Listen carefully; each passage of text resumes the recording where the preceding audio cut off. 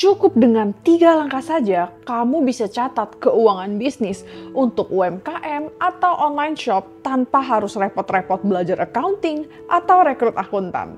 Penasaran? Let's go! Dengerannya pencatatan keuangan bisnis itu susah banget dan ribet banget.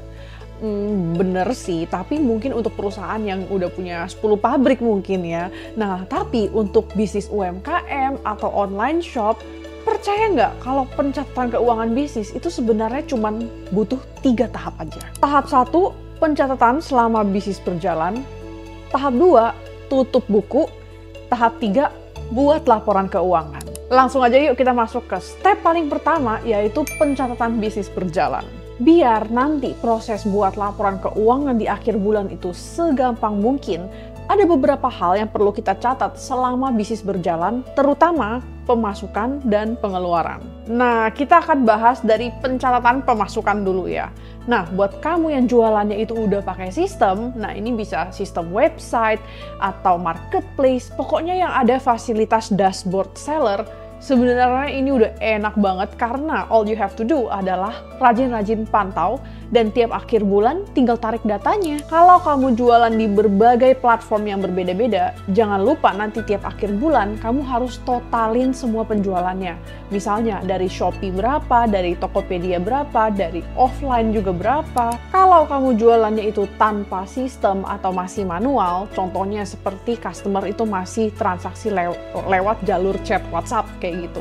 Nah, ini jujur agak lebih capek ya, karena kamu harus rekap secara manual semua transaksi yang ada gitu. Tanggal berapa, transaksinya berapa, jumlahnya berapa. Nah, kalau kamu mau lebih rapi lagi, aku saranin untuk kamu bikin sales log, kira-kira tampilannya seperti ini. Jadi kelihatan dengan jelas transaksi kamu dari setiap platform dan juga yang manual itu berapa. Jangan cuma inget catat sales aja, tapi kamu juga harus catat pengeluaran. Pokoknya semua duit yang keluar dari bisnis kamu itu harus dicatat berapa dan buat apa. Nah, ini termasuk gaji karyawan, biaya marketing dan iklan, belanja bahan baku dari supplier atau restock barang, transaksi belanja atau bayar tagihan yang tujuannya untuk bisnis seperti listrik, internet, sewa, dan juga catat pembelian aset atau peralatan bisnis. Biasanya kalau aku pribadi sih bakal aku sortir dan kasih kategori seperti ini biar lebih rapi dan aku juga bisa kelihatan gitu bisnis aku itu banyak spending di kategori yang mana. Sebelum kita lanjut ke step berikutnya, kalau kamu rasa video ini bermanfaat, jangan lupa untuk like dan subscribe biar kamu nggak ketinggalan tips bisnis lainnya. Next, langkah berikutnya adalah tutup buku. Memang kalau kita bisnis itu orderan kan berjalan terus ya. Apalagi kalau kamu itu jualan online. Bisa-bisa kamu lagi tidur di tengah malam gitu, ada orderan masuk gitu. Nah, kalau gitu kapan kita bikin laporan keuangannya? Masa iya kita harus tunggu jualan sepi baru kita bikin laporan keuangan? Inilah tujuannya tutup buku. Tutup buku itu ibaratnya kita kasih batasan dan selesaikan transaksi yang masuk ke periode ini dan mana transaksi yang masuk ke periode depan. Nah, gimana caranya biar kita bisa kasih batasan itu? Dengan menentukan cut-off date. Cut-off date itu apa? Nah, cut-off date adalah satu tanggal yang kamu pakai sebagai batasan pencatatan keuangan.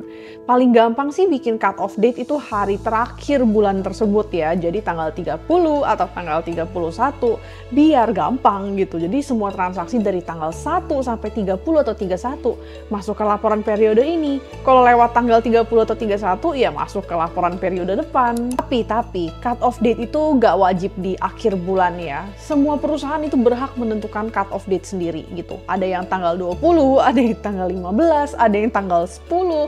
Nah, bisa suka-suka gitu. Tapi kalau menurut aku pribadi sih akhir bulan aja gitu. Karena kalau cut-off date-nya aneh-aneh itu cuman bikin pusing aja sih gitu. Setelah udah tahu cut-off date, harus ngapain lagi nih selama tutup buku? Nah, kamu juga harus bayar gaji tim untuk periode ini. Karena kalau udah tutup buku, berarti periodenya udah selesai. Berarti kamu juga perlu hitung dan bayar gaji tim kamu untuk periode ini. Next, kamu perlu lakukan yang namanya stock opnam.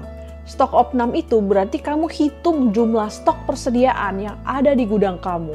Nah, gunanya buat apa?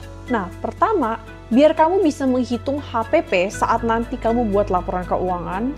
Dua, untuk cek ada nggak stok yang rusak atau hilang. Dan ketiga, untuk hitung dan samakan stok yang ada di persediaan kamu, stok fisik ya, dengan stok yang tercatat di sistem kamu biar tidak ada selisih stok. Kalau kamu udah lakukan semua ini, kamu sebenarnya udah cukup punya informasi untuk melakukan langkah selanjutnya, yaitu buat laporan keuangan. Tahu nggak kamu kalau laporan keuangan itu nggak cuma satu? Nah, tapi untuk UMKM dan online shop, aku bakal bagi proses pembuatan laporan keuangan jadi 3 step. Yang pertama itu buat dulu income statement. Income statement atau laporan laba rugi adalah laporan keuangan yang paling penting. Bahkan kalau aku cuma boleh pilih bikin satu laporan keuangan, aku bakal pilih yang ini. Kenapa? Karena dia menunjukkan profit bisnis kita berapa. Dan semua bisnis pasti tujuannya kan mau profit kan? Nah, kira-kira tampilannya itu seperti ini. Jadi di sini tercatat sales kamu berapa, dikurangi dengan biaya-biaya bisnis kamu seperti HPP atau cost of goods sold, untuk biaya operasional juga, dan biaya lain-lainnya. Dan kelihatan juga berapa gross profit atau laba kotor kamu, dan juga net profit atau laba bersih kamu. Kalau aku jelasin cara buat laporan laba rugi dari awal sampai jadi, kayaknya 1 jam pun nggak cukup. Tapi kabar baiknya, aku udah pernah share tutorialnya cara buat laporan laba rugi dari awal sampai laporan jadi di kelas keuangan bisnisku. Jadi cek link di description ya kalau kamu mau ikutan sebelum harga naik, dan kamu juga akan dapet template Excel yang aku pakai. Oke, kalau income statement udah jadi, kita lanjut ke hitung profit sharing. Ingat ya, cara business owner dapat duit dari bisnisnya itu ada 2. Yang pertama gaji owner, dan yang kedua itu profit sharing. Kalau di income statement kita hitung profitnya berapa, di tahap ini kita hitung pembagian profitnya berapa. Mana yang dibagikan kepada owner dan mana yang ditahan oleh bisnisnya sebagai retained earnings. Sebagai contoh, hitungannya seperti ini. Anggap bisnis ini membagi profit sharing sebesar 30% kepada owner. Jadi kira-kira dari profit 44 juta, si owner dapat 13 jutaan. Dan sisa 70%-nya ditahan bisnis sebagai retained earnings, sekitar 31 jutaan. Berarti kita tinggal ambil profitnya sudah dihitung di laporan income statement tadi, dan kita hitung 30% berapa, dan itu untuk si owner. Nah, kalau pembagian profit sudah dihitung, ini akan berhubungan dengan laporan selanjutnya karena kamu harus melakukan update pada balance sheet. Balance sheet atau neraca adalah laporan yang menunjukkan posisi keuangan bisnismu dalam bentuk aset, liabilitas, dan ekuitas. Tampilannya kira-kira seperti ini. Jadi biasanya di sebelah kiri ada total aset yang kamu miliki, dan di sebelah kanan adalah kewajiban plus ekuitas atau modal. Nah, biasanya kita akan mulai update dari aset dulu. Nah, ini seperti saldo cash yang ada di rekening, accounts receivable, atau tagihan customer yang belum dibayar sama customer.